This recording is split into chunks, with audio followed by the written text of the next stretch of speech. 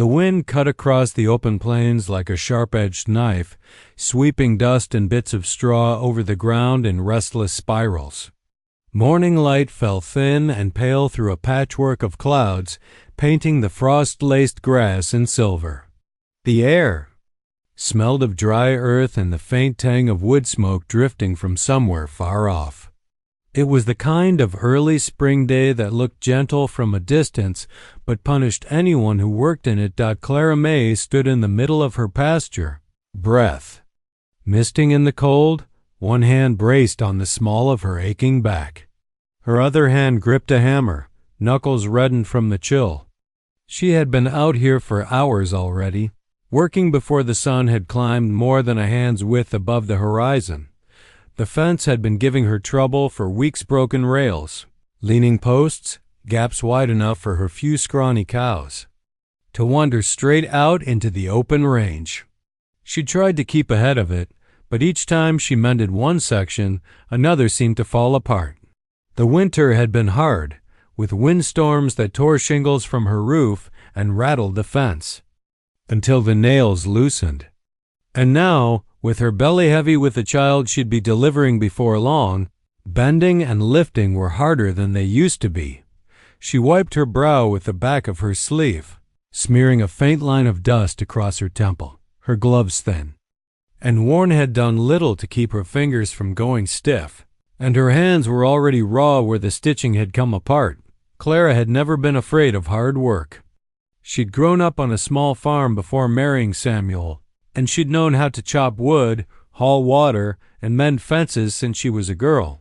But that was before the accident. Before Samuel was thrown from his horse during the cattle drive last autumn.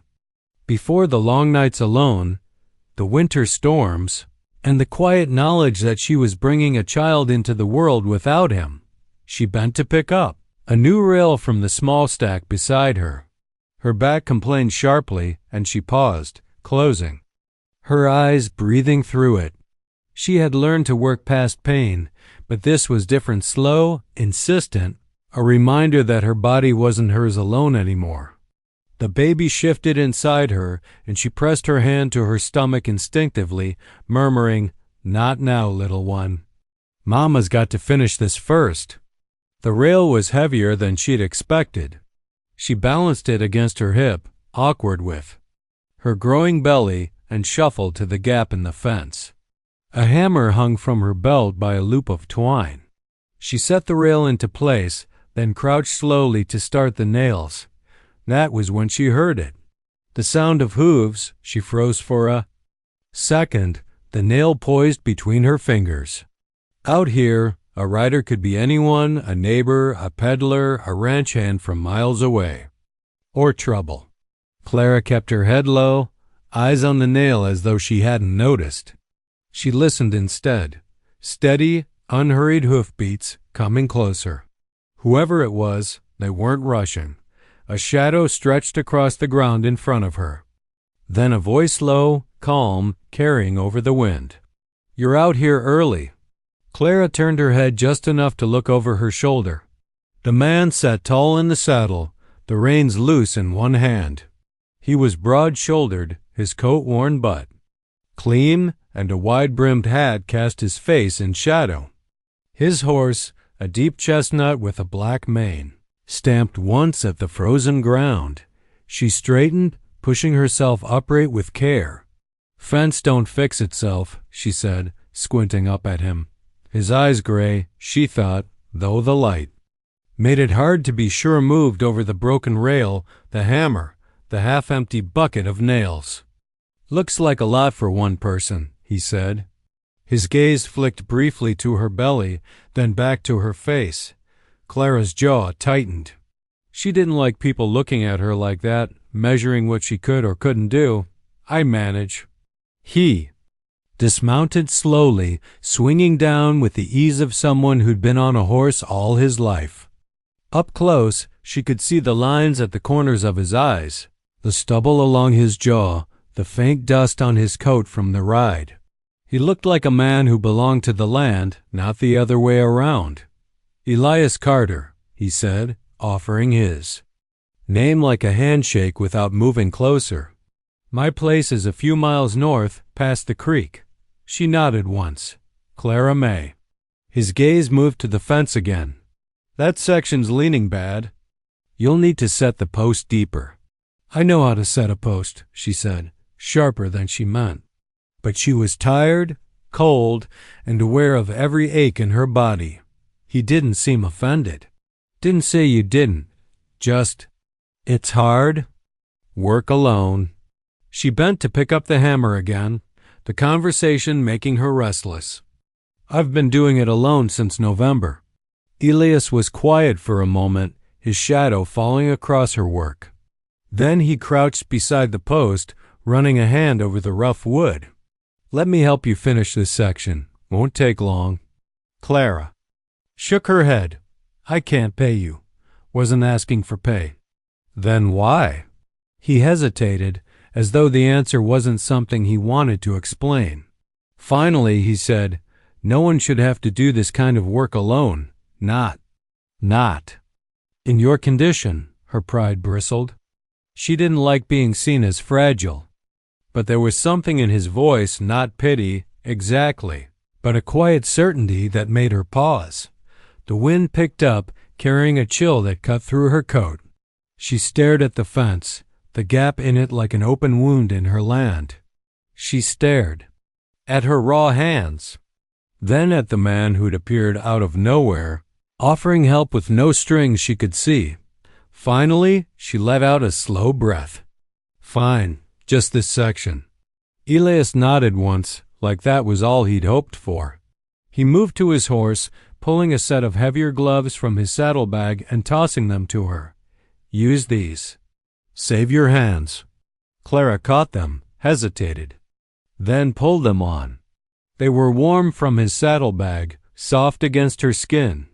She turned back to the fence, hammer in hand, and together, without another word, they began to work. Somewhere deep down, Clara May knew this morning was different from all the others. She just didn't know yet that fixing this fence would be the smallest part of what Elias Carter would end up offering her. The days that followed carried the smell of thawing earth and the restless chatter of early spring birds. Clara May worked as she always did mornings on the fence line, afternoons in the barn tending to her small herd, evenings in the dim kitchen, where the wind rattled the shutters. But something had shifted.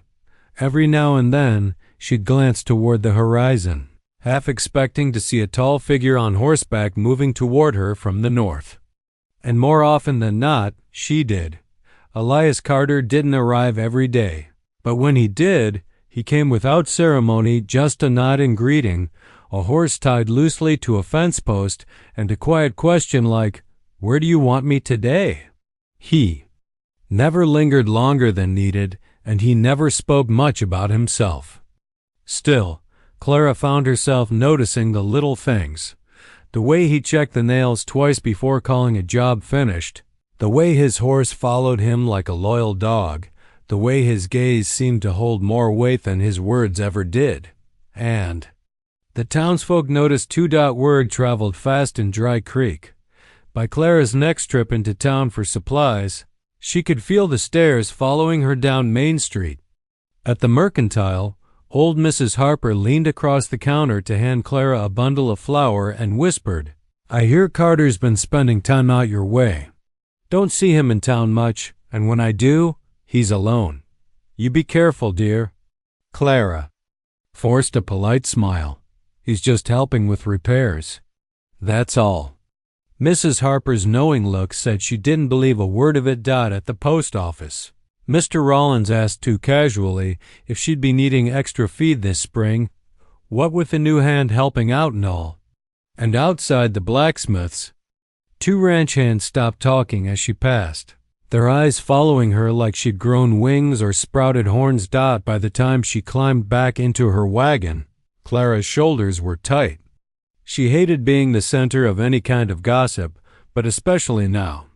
The people here didn't always mean harm, but their tongues could cut deep. A widow working her own land was one thing. A widow being kept by a man was another story. Entirely.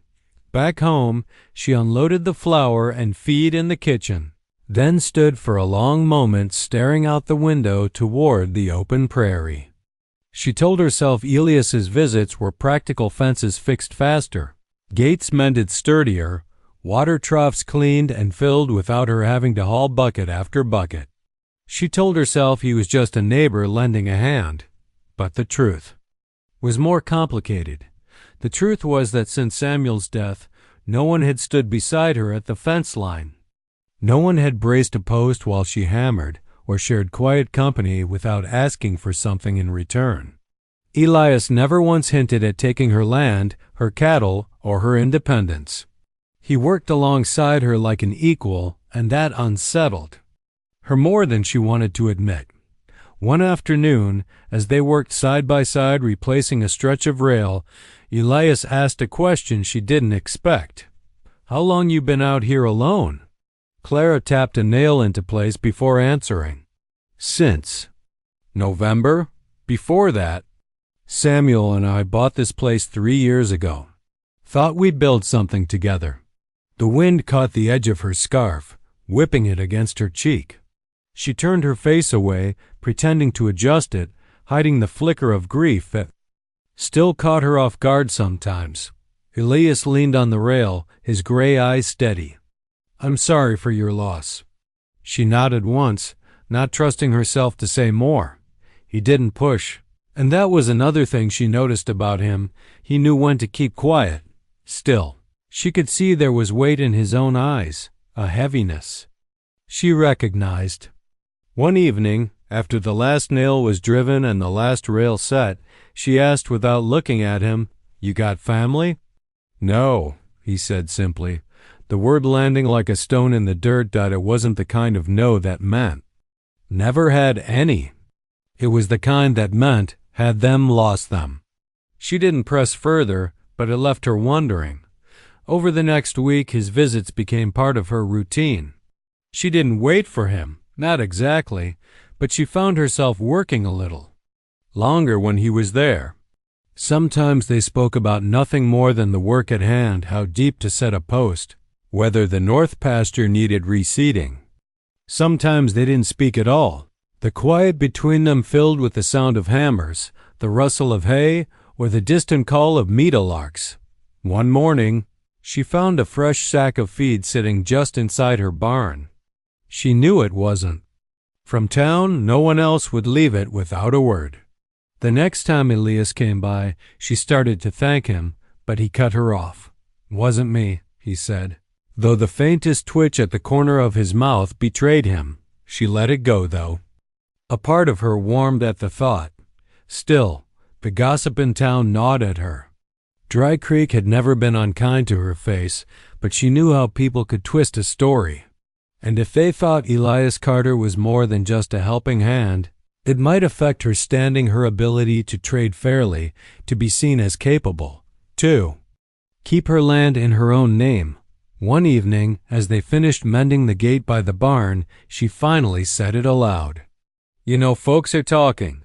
Elias tightened the last bolt before looking at her. "They'll talk no matter what you do. I can't afford for them to think you're keeping me." The words felt bitter, even as she said them. His gaze didn't waver. "I'm not keeping you, Clara. You're keeping yourself. I'm just making sure you don't break your back doing it." There was something so steady in his voice that she almost forgot to breathe for a moment. But steadiness could be dangerous, too dangerous because it could make her want to lean on it. And she'd learned the hard way that leaning too much on someone meant risking the fall when they were gone. So she nodded, picked up her gloves, and walked toward the house, telling herself that whatever Elias Carter's reasons for helping her, she wouldn't let them root too deep. But as she closed the barn door against the setting sun, she knew she was lying to herself. The storm rolled in without warning. It began as a low hum in the horizon, the kind of wind that makes the grass flatten in nervous ripples. By mid-afternoon, the clouds had gathered thick and black, heavy with rain. The smell of wet dust hit Clara May first, followed by a sudden drop in temperature that made her skin prickle beneath her coat. She had been working in the barn. sorting what little hay she had left into separate piles, some for the cows, some for the old Mari and the Marina. Smaller stall. The feed sacks were nearly empty, and she'd been stretching them for weeks, hoping the spring grass would come in before the cattle lost more weight. The wind howled through the cracks in the barn walls, and she heard the first splintering crack of wood outside. Her heart sank. The north fence. She grabbed her scarf from a peg by the door and stepped into the biting gusts. The pasture was a churn of frightened cattle, their heads lifting toward the noise. The fence, her newly repaired fence, was bowing under the weight of a fallen cottonwood limb.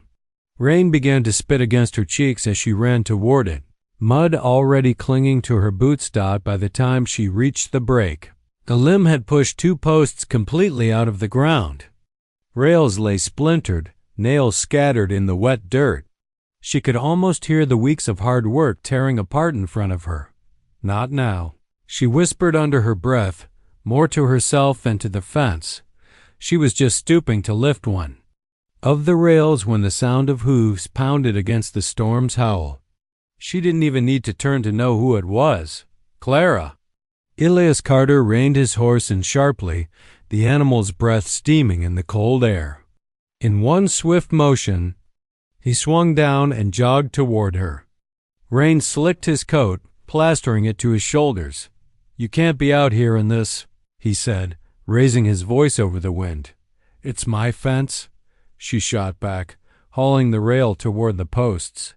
"If it comes down, the cattle will wander straight into the open range."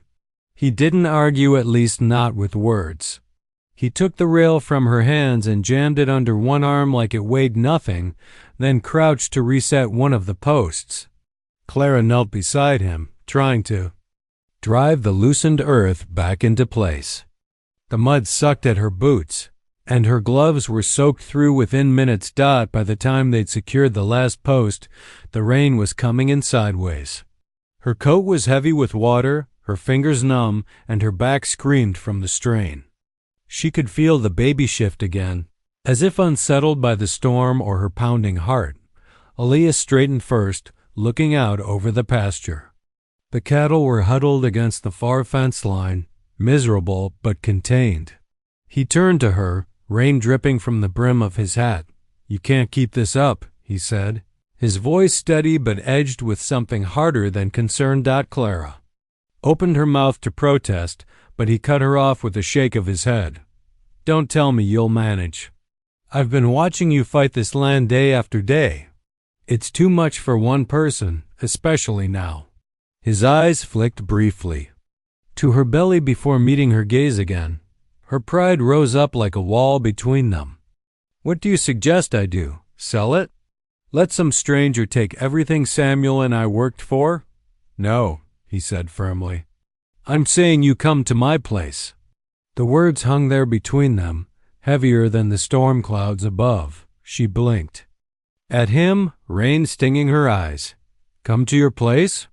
I've got land, good pasture, strong fences, a barn that'll keep the wind out. You could bring your cattle, your horses. Raise your child there without breaking your back or going hungry." Clara laughed once, sharp and incredulous. "Just like that? You think I'm going to walk away from my home because you offer me a piece of yours?" "I think," he said slowly, "you're smart enough to know when you're drowning. And I've got a rope in my hand." She hated the way his words made her chest ache. Hated that part of her wanted to believe him. But she also knew the cost of taking something she couldn't repay. "Why are you doing this, Elias? You barely know me." Something flickered in his expression, pain, maybe, or memory. "Because I know what it's like to lose everything. And I know how it feels when no one's there to help you stand back up." The wind shoved hard against her, and she staggered a step before catching herself. "I'm not asking for charity," she said, her voice quieter now. "Then don't take it as charity," he replied.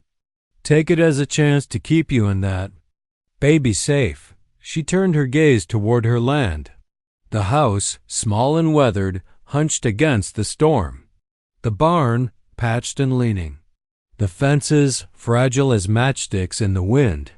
She thought about the winter nights alone, the mornings waking to ice in the water buckets, the ache in her hands that never seemed to fade. The rain softened, as if the storm itself was listening. Finally, she said, "I can't decide that now." Elias nodded once, as though he'd expected nothing else. "Then come see the place tomorrow. No strings, no decisions. Just look." He didn't wait for her to agree.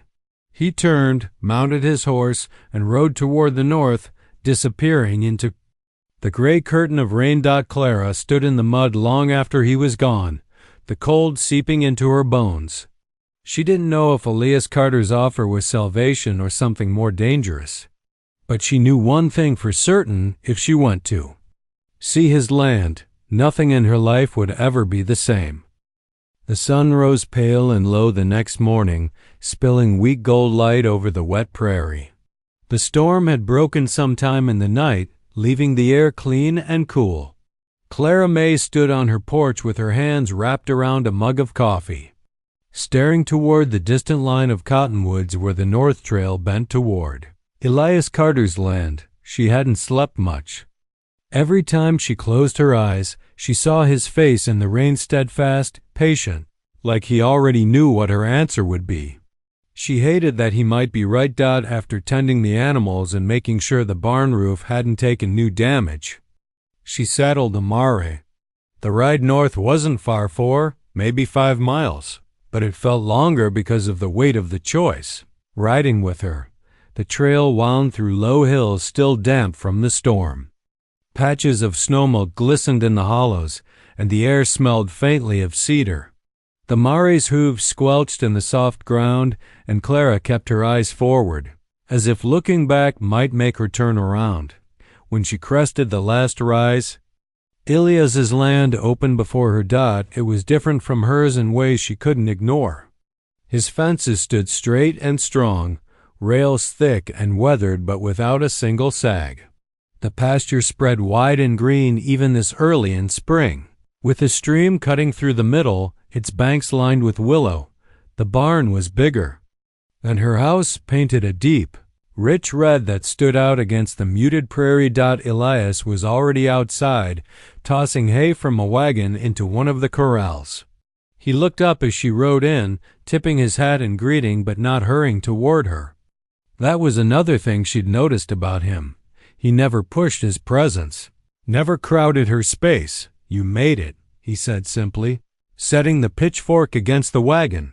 "I said I'd look," she replied, sliding down from the saddle.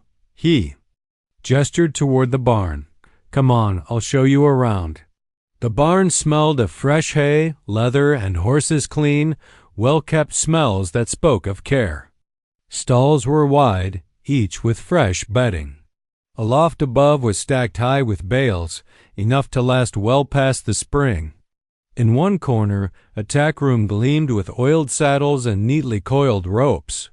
"It's a good barn," she admitted, running her hand along a smooth stall rail. "Built it myself, with my brother, before." His voice trailed off, and he busied himself adjusting a bridle on the wall. Clara didn't press. She knew the shape of a sentence left unfinished by grief. Outside, he led her toward the house, a sturdy 2-story with a wraparound porch. The paint was worn, but the structure was solid.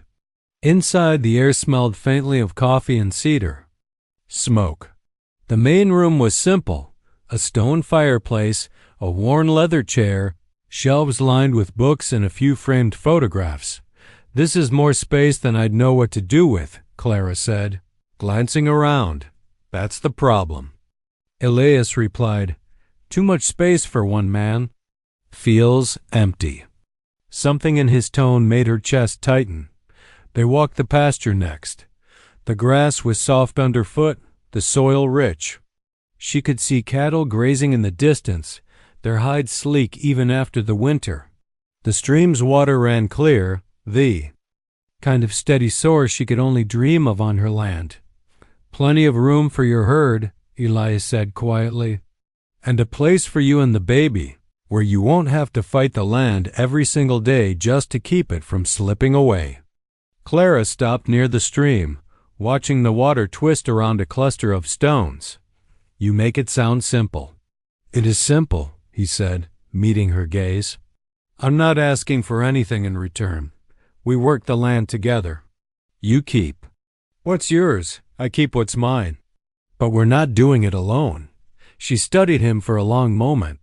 You make it sound like a partnership. That's exactly what it is. The words hung between them, steady and unshaken. They walked back to the barn in silence. The air was warmer now, the sun chasing the dampness from the grass. As they reached her mare, Clara hesitated. I don't take well to being indebted. Elias, she said finally. Then don't owe me anything, he replied. Just take the offer for what it is, two people making each other's load a little lighter. She searched his face for any sign of pity, but found none. Only the same quiet steadiness she'd seen since the day he first stopped at her fence line. Clara mounted the mare, her hands loose on the reins. I'll think about it. He gave a small nod, like he knew she would. The ride home felt different. She kept seeing the stream, the solid fences, the warm stalls. She kept hearing his voice calling it a partnership. And for the first time in months, she allowed herself to imagine a future that didn't feel like a slow, losing battle. But imagining it and trusting it were two very different things. The wind that morning carried the faint tang of dust from the south, a sure sign that the dry season was creeping in early. Clara May had been up before sunrise, feeding the stock and checking the fence lines. The mare was restless, stamping at the ground as though she sensed something coming. Clara didn't know yet how right the mare was. She was just finishing up near the barn when she heard the crunch of wagon wheels on the front path. Not the steady creak of Elias's horse, but the uneven roll of an older rig. The sound put her on edge before she even saw who it was. When the wagon came into view, pulled by a pair of rough-coated mules, her stomach dropped. Sitting on the driver's bench was a man she hadn't seen since Samuel's funeral, Virgil Hayes. Samuel's older brother. He was built like his sibling, but harder somehow, the years carving sharp lines into his face. His hat was pulled low, shadowing eyes that had never quite softened toward her, even when she married into the family. Morning, Clara, he called, pulling the mules to a stop in front of the house. Virgil, she said cautiously, brushing dirt from her gloves. Didn't expect to see you. I reckon not, he replied, swinging down from the wagon. His boots hit the ground with a thud. Heard talk in town you've been having trouble keeping the place up. Folks say you've got company helping. Her jaw tightened. Elias. Carter's a neighbor. That's all. Virgil gave a humorless chuckle. Neighborly, sure. But that's not why I'm here. He stepped closer, pulling a folded paper from his coat pocket. Samuel never updated the deed after you married. That means by law, this land reverts to the Hayes family now that he's gone. Clara felt the words like a blow to the chest. That's not true. Samuel promised. Promise don't mean much without ink on paper. He held the document out toward her. You've got 2 weeks to vacate. I'll give you that long out of respect for Samuel's memory. Her hands curled into fists inside her gloves. You think you can just take what I've bled for these last 3 years? Think? I know, he said flatly. And before you get it in your head to fight me in court, you might want to think about what that'll cost. Lawyers ain't free, and you're not exactly rolling in coin, are you? His gaze dropped deliberately to her belly, especially with a baby on the way. Before she could answer, another sound broke the tense air, the rhythmic thud of hooves from the North Trail. Elias Carter rode into view, slowing his horse as he took in the scene. His eyes moved from Clara to Virgil, narrowing slightly. He dismounted without a word, his long strides carrying him to stand beside her. Something wrong here? Elias's voice was calm, but there was steel under it. Virgil's mouth twisted. Family business. Doesn't concern you. Looks to me like it does, Elias replied evenly. You're standing on her land, threatening her. Virgil stepped forward, squaring his shoulders. And you're what? Her hired hand? Her keeper? Elias didn't flinch. I'm the man making sure she's not pushed off her land by someone looking to profit off her grief. Clara's breath caught. She'd never heard him speak like that before, solid, unwavering, like a wall between her and the world. Virgil's eyes narrowed. You planning to marry her, Carter? Because that's the only way you've got a say in any of this. That's enough, Elias said, his voice low now, dangerous. The air between them was taut, the kind of stillness that comes before a gunfight. Clara stepped between them, her heart pounding. Virgil, you need to leave. Now. For a moment, she thought he might refuse. But finally, he gave a sharp nod and stepped back toward his wagon. 2 weeks, he said over his shoulder. That's all you've got. They watched him climb up and turn the mules toward the road, the wagon creaking as it rolled away. Clara stood still until the sound faded into the distance. When she turned to Elias, her voice was tight. You shouldn't have gotten involved. His gray eyes met hers. And let him bully you? Not a chance. She looked away, fighting the sting in her eyes. If what he says is true, I could lose everything. Elias's voice softened. Then take my offer, Clara. Bring your herd, your things, your baby to my land. We'll fight him if we have to, but you won't be alone. Her throat felt thick. She wanted to tell him no, that she could handle it. But Virgil's words had cracked something in her, a fear she'd been keeping at bay for months. Elias didn't press. He just laid a hand on her shoulder, steady and warm, before stepping back toward his horse. You've got a choice to make, he said quietly. But remember, there's a difference between pride and survival. When he rode away, Clara stayed rooted where she was, the wind tugging at her coat. She hated that he was right. She hated that she wanted to trust him. And more than anything, she hated the thought of losing the only home she and Samuel had ever built. But as the day wore on and the shadows grew long, one truth gnawed at her. Maybe home wasn't the land itself. Maybe it was the place or the person who'd fight to keep you safe. The spring morning was gentle, its air scented faintly with blooming wildflowers. Though Sarah barely noticed as she stood at the porch railing, her hands wrapped around a cup of tea that had long gone cold. Her belly had grown noticeably in the past few months, a soft roundness beneath her simple cotton dress, and every small kick inside her reminded her of both loss and new beginnings.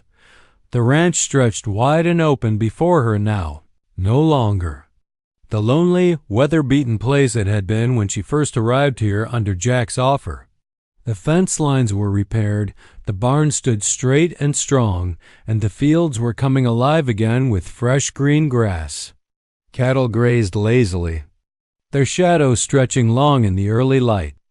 She had put in hours of work to help, even with her condition planting flowers by the porch, mending broken shutters, tending to the chickens because this place had become more than shelter.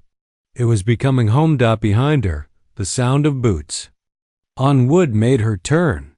Jack stepped out, his hat tipped low against the sunlight, a quiet smile tugging at the corner of his mouth. There was something softer about him now compared to the day she met him, less guarded, though he still carried the air of a man who had seen too much of life's rough edges. "Mornin'," he said simply, setting down a crate of fresh eggs on the table by the door. "Doc's ridden into town later. Thought maybe you'd want to come along. He can check on both of you." His eyes dipped briefly to her belly, then back up, cautious but not unkind. Sarah smiled faintly. "I think that's a good idea. The baby's been restless lately." She hesitated, then added quietly, "I never thought I'd be here, Jack.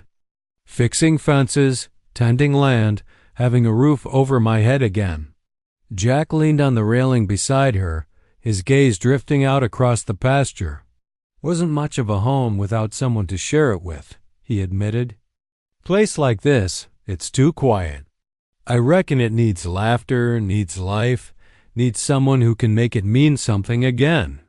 There was a pause, long enough for the wind to carry the rustle of grass between them. Sarah's heart beat faster, though she kept her voice steady. And what about you? Don't you deserve a bit of that life too? Jack glanced at her then, his eyes lingering. Maybe I do. But I figure you're the one bringing it here, not me. The weeks that followed slipped into an easy rhythm. Jack worked long hours in the fields, repairing the corral, branding cattle, and making sure the upcoming harvest would be a good one. Sarah cooked hearty meals, kept the home warm, and gradually took on more of the responsibilities she could handle without straining herself. Every so often, they'd share small moments, a laugh over a stubborn mule, a quiet supper on the porch while watching the sun dip low, or the rare but meaningful conversations that slowly stripped away the distance between them. The day came when the baby's arrival was close. Jack had been keeping an anxious eye on her, though he tried not to make it obvious. One evening, as they sat outside watching a storm gather on the horizon, Sarah turned to him. Jack, I need you to know something.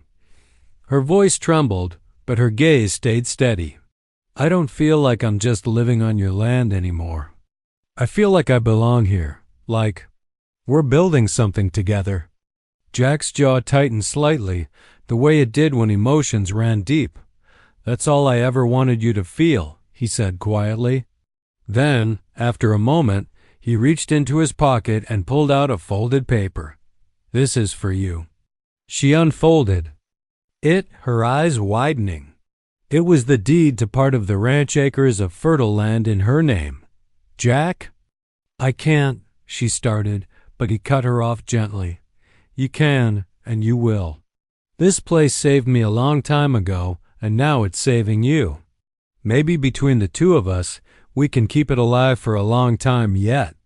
And that little one, he nodded toward her stomach, deserves to grow up knowing it's theirs too. Tears filled Sarah's eyes, not from sadness but from a gratitude so deep it almost hurt. She set the paper down and took his rough, calloused hand in both of hers. Then I guess we're in this together, she whispered.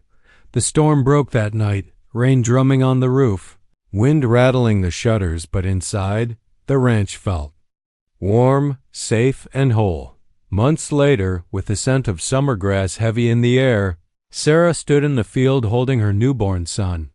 Jack stood beside her, one hand resting gently at her back, the other tipping his hat against the sun. The cattle grazed, the land stretched wide and green, and for the first time in years, Sarah felt the weight of loss replaced by the quiet strength of hope. She looked at Jack and smiled. This is home. And he, a man who had once lived in silence, simply nodded. It sure is,